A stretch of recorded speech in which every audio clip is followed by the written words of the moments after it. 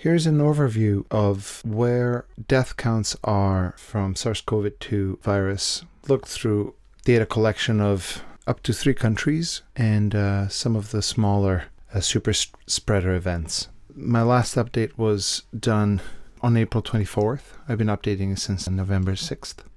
My attempt here was to find the gap or bridge the gap between the two opposing scenarios or two opposing narratives on what is happening with SARS-CoV-2 in numbers. And I've left cases out completely out of the picture, and I've relied predominantly on death counts. So you'll see that in this bottom right corner where the fatalities are. So I'll be covering everything through the article. Then after that, I've also inserted the hospitalizations, which you'll see in the orange here. Then everyone who had symptoms of COVID. This is also something that can be fairly well documented. And then I've put in test positivity rate. Test positivity rate is, you can think of it of the border after which things get a bit unclear. And this, I believe, is the source of so much conflict, so much misunderstanding. Perhaps some people would claim source of so much manipulation in this entire picture. So, but in any case, I've included test positivity rate predominantly because this rate is being used in order to predict the percentages of fatalities. So fatalities are not gauged based on the totality numbers of people, but rather a test positivity rate, which right off the top puts us in a bit of a tricky situation, because if test positivity rate is not very clear, then fatality and what it means becomes more muddy in terms of where fatalities rates will be going. In any case, these are hard numbers for each of these factors that are contributing to SARS-CoV-2. This gap is what I will be exploring as I go through the entire posting here on the left. If we look at the total amount of people as 100%, hypothetically, all getting infected at the same time. These scenarios are, of course, never necessarily true, but what I wanted to explore is what would happen if it was such a super spreader event, and this ties into the narrative that is driving the lockdowns. One of the factors of driving of the lockdowns is precisely the idea that this virus is coming to get 100% of the people. So I wanted to look at that scenario. I will furthermore, rather than 100%, I also like to use the number 10,000 because 10,000 people is one city district. It would be a large neighborhood. So it's much easier for us to visualize numbers if they are within the vicinity of 1,000. So 1,000 people or 50,000 would be a good number, even 100,000. But as soon as we get into the number million or bigger than that, the brain makes it much harder to understand that. As I go along, I will be showing numbers of the people that approximately would have died or would have been impacted or hospitalized and so on, in comparison to a city district that you might be living in. So you can think of it as this is what would happen if all of a sudden everybody caught the virus. So right off the top, one crucial element that is not discussed that contributes to the confusion is the concept of innate immunity. Now, these innate immunities can come in various different forms. For example, innate T-cell defense or immunity from prior coronaviruses. The claims of there being innate immunity where individuals may not even test positive at all because the virus would just never survive is the gap between the groups of people who think that this virus is seasonal like flu type of a virus, for which there's very much a lot of innate immunity already. I have assembled a listing a few different researchers that you can look up that calculate that innate T-cell and adaptive immunity is already contributing anywhere from 20, as you see here, to 60%. So the blue line really represents the amount of people that will simply never be affected by this entire thing at all. If that happens, that means that the test positivity rate would be that much smaller because the blue line people will never test positively. So if we say that up to 60%, all the way down to here, of people were to beat the virus without any problems and not test positive, that means that only this area underneath would be the area that would be in the purple zone, which would be the test positivity rate. What is happening is that the driving narrative of lockdowns is claiming that the test positivity rate will keep climbing up and up and up and up and up and up until it hits 100%, in which case even a small percentage of 1 to 2% of test positivity rates would create lots of devastation worldwide. That is the narrative. And that, I haven't seen a lot of conversation about this specific topic. Basically, out of the 10,000 people in your neighborhood, anywhere between 2,000 and 6,000 individuals will be completely fine. Okay, so that's if 2,000 is actually not very large of a number. So hypothetically, the researchers that showed only 20% innate immunity would actually be used by the organizations that promote lockdowns to say, look, we're not very protected from it, which means that this line here will be around here. So we're looking at a test positivity rate that will climb as high as this, right? Whereas if it's 60%, it's as low as this. And that difference makes a huge difference in how policies could be made around this entire issue. So have that in mind. The healthier the nation is, and the more individuals can withstand the virus based on various factors and distances. I mean, that's all started with social distancing. The larger this innate immunity will be. And this does not include isolation, meaning individuals who are in the blue zone are not people who have managed to avoid getting the virus, but rather individuals who were exposed to the virus, including the vaccine in this case. So what the vaccine is trying to do is to push this with to contribute to the blue line. Of course, the big question in everyone's minds is whether having one variant virus vaccine being presented as the entire solution long term, whether that'll suffice in fighting broad range of variants that will come out of this. But so that's been another topics of conversation that I've heard people talk about and I have a lot of disagreement in. And of course, it would be great to get more and more research on specifically this topic. Unfortunately, the only way to pull off this kind of research would be to have about 10,000, let's say, volunteers that would choose to get all exposed to the SARS-CoV-2 and then see how everyone does. Let's keep moving. So test positivity rate, these are the numbers that have been collected to date. I've purposely chosen US and Italy because US and Italy are, especially specific towns in them, have done fairly badly in terms of impacts. The reason why I've put the range here is because certain cities such as New York City right here would have gotten much more hardly hit, and Italy had a similar thing, whereas Canada, by and large, there's a big difference in Canada between the East and the West Coast, but as an average, Canada, even with the East Coast doing fairly poorly, the West Coast would have brought the numbers down. It's just a matter of this having a slant as well, where it would end up higher one end if we were just to go deeper into this data. What I find interesting is the Diamond Princess data that came out right off the top, the entire pandemic. And in the meantime, there's another aircraft carrier, all of which I have listed underneath here, that have gathered very strict data. And now the main question remains whether indeed Diamond Princess in particular, because aircraft carriers have different areas and departments that don't necessarily mix and mingle with each other. Whereas Diamond Princess as a cruise ship would have had much more of a wider buffet-style socializing world.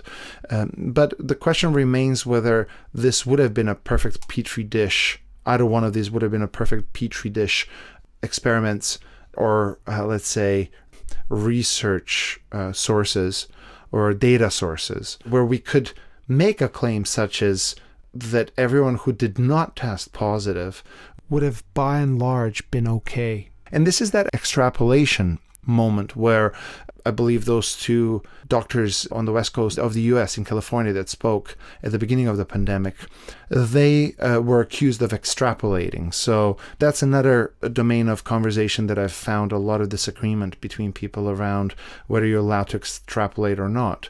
And of course, I've heard this argument on both ends. So the testing of the vaccine on, say, 50 people or 100 or 1,000 people is also an act of extrapolating in order to approve the vaccine. So the scientific process always works through extrapolations. What I find interesting is that both of these carriers haven't really crossed the line of 25%, which makes it here 74%, for Diamond Princess even a larger one, up to 80% of potential innate immunity that these passengers would have had on these ships.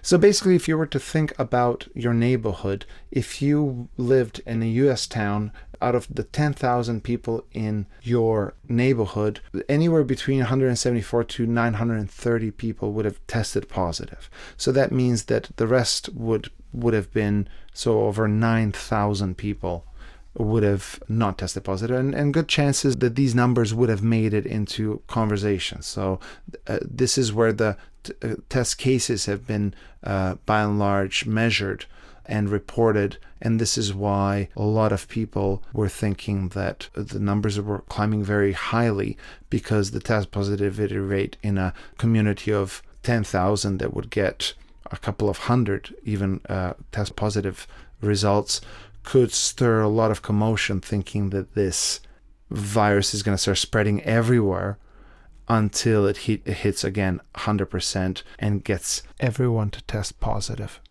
Or it could be that this is the worst case scenario, especially since numbers continued to be consistent ever since many of the US states started reopening with less than 30% vaccination. From that angle, it would mean that up to 9.3%, right here outlined, is how much US or Italian town or a village would have gotten hit if everybody were to get this virus all at the same time. So that means the worst case scenario approximately currently looks like it would have been about up to 1,000 people. So that's kind of like a tenth. Another element to consider is that a lot of deaths in the flu world would usually get counted seasonally rather than cumulatively. We don't count how many people died out of flu in the entirety of the existence of flu. Certain organizations would count all of deaths from COVID, whereas some others would only include seasonal numbers. So out of the people who are tested positive, there's about 70% in the US amount of people who have symptoms, and in Canada it's been about 65. The US, Italy, and Canada seem to agree on the percentages of symptoms coming out to be between 60 and 70%.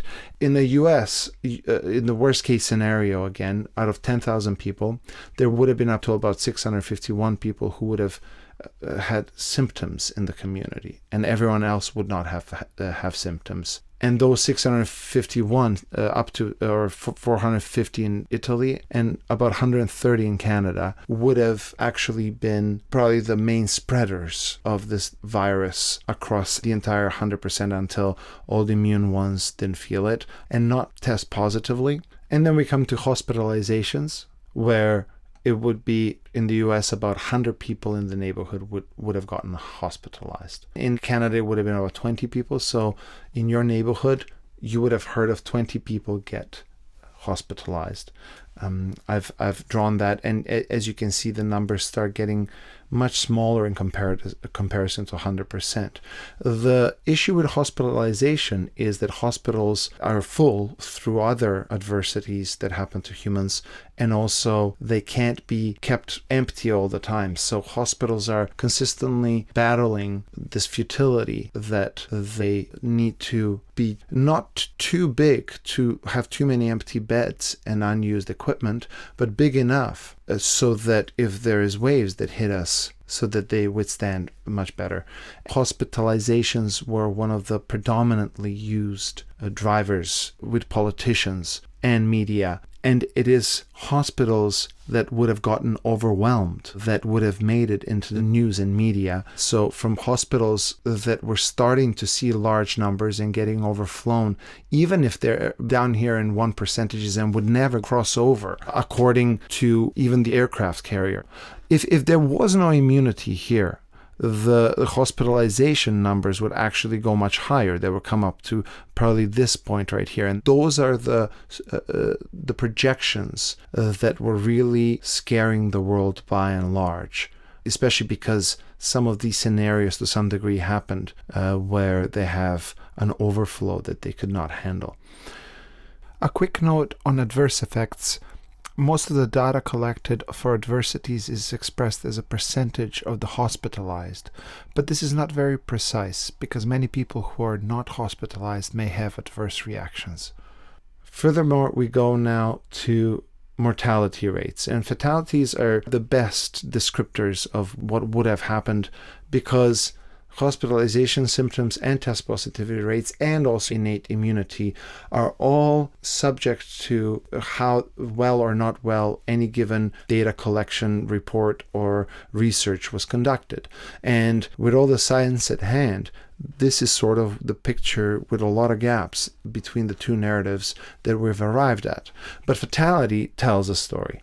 And in the case of the aircraft carrier that currently holds the highest number of test positivity rates, the aircraft carrier had a 0.02% fatality if you look at the difference between how many individuals were on that aircraft and how many people died.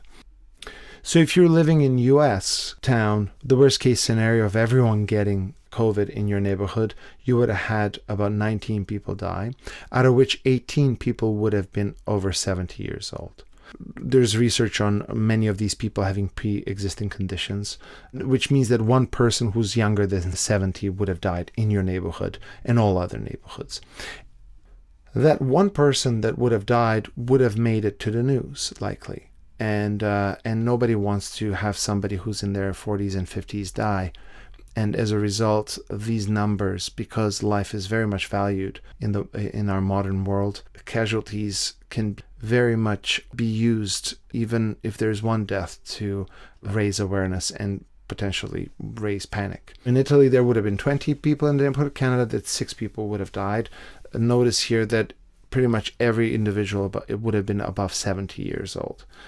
One way to think about the impact of this entire virus is to consider that there would have been no lockdown before this virus would have hit anywhere starting from November and December 2019 all the way up until mid-March, which is when most Western countries would have locked down. And by that time, the impact of how many people would have gotten exposed is exactly this gray zone right now. So the question is whether the virus would have had enough time to build it up to infect most of the people, which revealed itself in the way US and Italy revealed, because as certain US states have started opening up, their numbers have continued following the regular mathematical seasonal respiratory disease curves, which suggests also that most harshly hit US and Italian towns could represent the letting it rip hypothesis, rendering the numbers in the direction which is the ones that are collected, and that by and large the rest of the individuals would have been fine. This doesn't necessarily exclude the variants, of course. So we could draw a picture like this for every variant that comes, and that's where the numbers get additively worse and worse. A big part of the panic perhaps could also be from the fact that there's a lot of data that is coming out that is showing that if this virus happens to not be from nature but rather than leaked from a lab, then the panic also comes from the notion that we don't know whether indeed we by and large might not have immunity of this blue line. If that blue line is not there, then everyone would just keep getting it. And I think that was another very strong driving force to the panic. Again, countries like US and Italy, by and large, being open despite the lockdowns, because culturally many of these places would not have necessarily obliged in the way that the law does, the way they do in Canada, for example, or Sweden, where people are much more distant and not as law and mandate breaking. It makes US and Italian cities and places much better exemplars of what happens. Canada and US both shut down on pretty much the same date in mid-March. But despite having quote-unquote lockdown at the same time, US saw its first wave take thousands of lives, whereas Canada's first wave had deaths that counted in the hundreds. So the hypothetical worst-case scenario would be that if everyone got infected, taking into account some of these research papers that claim immunity, native immunity, which would not give any test positivity to these individuals, that the worst case scenario would be written as follows here, and that about in your neighborhood 280 people would die, and 7 to 14 people would be below the age of 70, which is by and large, according to our modern world, a large number of younger people dying from this one virus. All the fatalities for any community are in much larger numbers as well. So in your community, by and large, there's many individuals who are leaving us based on many other adversities other than this one. So this is where the concept of statistical significance versus societal significance comes into play. This is not a scientific problem. It is a societal problem. We have to be careful not to mistake statistical significance with societal significance. It is not whether the data is statistically significant, as we can statistically narrow down anything we measure. The question we want to ask ourselves is whether our data is truly societally significant. Are the numbers important enough for society to make an ethical decision in favor of the data?